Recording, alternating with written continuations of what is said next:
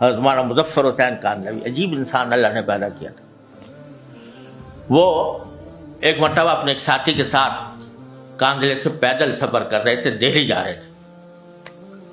تو راستے میں مغرب کی نماز کا وقت آیا تو دیکھا کہ کوئی نماز پڑھنے کی جگہ ملے، تو ایک بستی تھی وہاں پر دیکھا تو ایک مسجد تو ہے بالکل ویران پڑی ہوئی ہے، گرد غبار میں اٹی ہوئی ہے.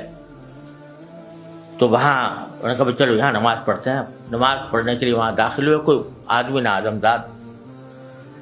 اذان دی تو اذان کے اوپر بھی کوئی چل کے نہیں آیا مسجد میں. حضرت نے اس کے اوپر جھاڑو دی، گرد و غبار ہٹایا، اذان وہ پھر جو ساتھی تھے ان کے ساتھ مل کے جماعت کی.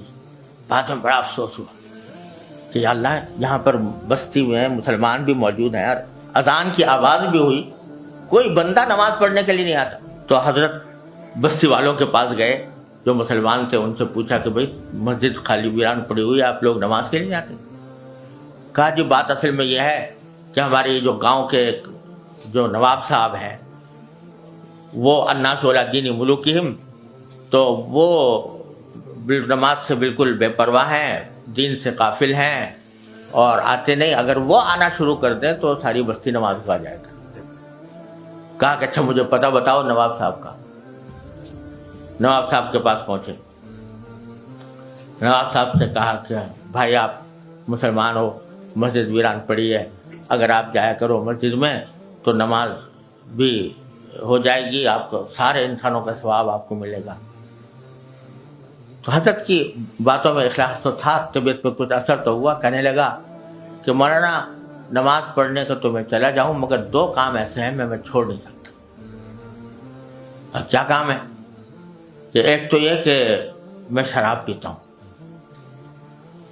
اور میرے پاس فاحشہ عورتیں آتی ہیں، اور دوسری بات یہ کہ میں وضو نہیں کر سکتا، وضو میرے بس سے باہر. تو اس لیے نماز کیسے پڑھوں بغیر وضو؟ حضرت نے فرمایا کہ اچھا تو ایسا کرو، آپ ایک بات کا وعدہ کر لو. یعنی کیا؟ کہ بغیر وضو کے پڑھ لیا کرو نماز، بغیر وضو کے نماز پڑھ لیا کرو، لیکن وعدہ کر لو کہ نماز آپ جاؤ جو بغیر وضو کے پڑھو گے دوسرے لوگ دیکھ کے بھی آ جائیں گے. بغیر وضو کے نماز کیسے؟ کہا کہ میں کہہ رہا ہوں بغیر وضو کے پڑھو. تو اس نے کہا اچھا یہ تو میں کر لوں گا، لیکن بغیر وضو کے میرے سمجھ میں آ جائے نا. کیا آپ سمجھ میں آئے نہ آئے آپ مجھ سے وعدہ کر لو بغیر وضو کے پڑھنا. اور جہاں تک وہ اور باتوں کا تعلق ہے وہ تم گھر میں جو کچھ کرتے ہو کرا کرو، لیکن نماز کو آ جائے گا، وعدہ کرو. اب اس کے بعد کوئی راستہ نہیں تھا. اس نے کہا جی اچھا وعدہ کرتا ہوں، کل ظہر کے وقت سے نماز کو جاؤں. حضرت وہاں سے اٹھے، دوبارہ مسجد میں گئے، 2 رکعتیں پڑھی، سجدے میں گرے، خوب روئے، خوب روئے اور رو کے دعا مانگی کہ اللہ میں یہاں تک تو لے آیا، اب وضو کرانا آپ کا کام. یہ کہہ کر اگلے دن ظہر کا وقت آیا تو نواب صاحب کو وعدہ یاد آیا. جب جانے لگے تو دل نے یہ کہا کہ خدا کے بندے پہلے دن تو جا رہا ہے نماز پڑھنے کے لیے تو آج تو وضو کر لے. آپ وضو کیا تو غسل کر لے. تو غسل کیا اور غسل کر کے مسجد پہنچے اور نماز پڑھی. اور اس کے بعد اللہ تبارک و تعالی دل ایسا بدلا کہ جو اور خرافات لگی ہوئی تھی وہ بھی چھوڑ گیا.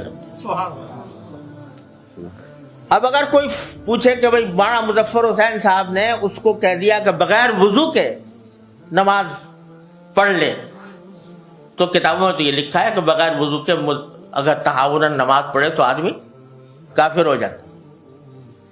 تو تنہا علم کی بات تو یہ تھی، لیکن تفقہ فی الدین یہ تھا. تو لیتفقہوا فی الدین فرمایا گیا. تو فرمایا کہ ہمارا کام، ہم طالب علموں کا کام صرف حروف و نقوش کا علم حاصل کرنا نہیں ہے، دین کی سمجھ حاصل کرنا ہے. کس وقت کس بات کا کیا تقاضا ہے، دین کا کیا تقاضا ہے، اس پر عمل کرنا.